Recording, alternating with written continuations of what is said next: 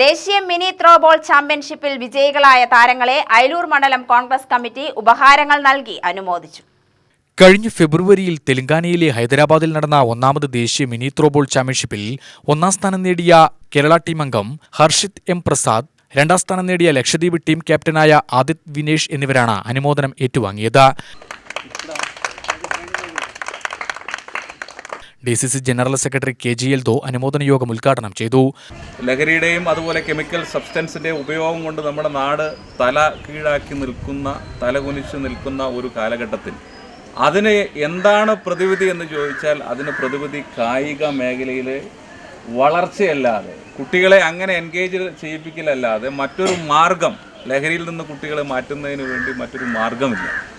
ആ ഒരു പ്രത്യേക കാലം നിലനിൽക്കുന്ന സമയത്താണ് നമ്മുടെ രണ്ട് മിടുക്കർ ഇന്ന് രാജ്യത്തിന് വേണ്ടി പോരാടി, അത് കേരളത്തിൻ്റെയും തൊട്ടടുത്ത പ്രദേശമായ ലക്ഷദ്വീപിൻ്റെ ഭാഗമായി കളിച്ചു. കേരളം വിന്നേഴ്സായി, ലക്ഷദ്വീപ് റണ്ണേഴ്സായി.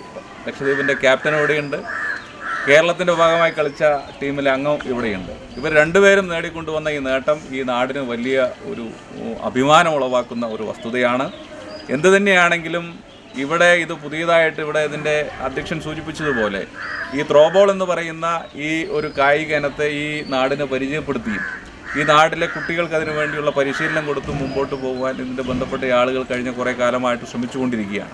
അതിൻ്റെ ഒരു വലിയ വിജയമാണ് ഇന്ന് ഇവരിലൂടെ നമുക്ക് കാണാൻ വേണ്ടി കഴിഞ്ഞിട്ടുള്ളത്. മണ്ഡലം കോൺഗ്രസ് പ്രസിഡന്റ് SM ഷാജഹാൻ അധ്യക്ഷനായി.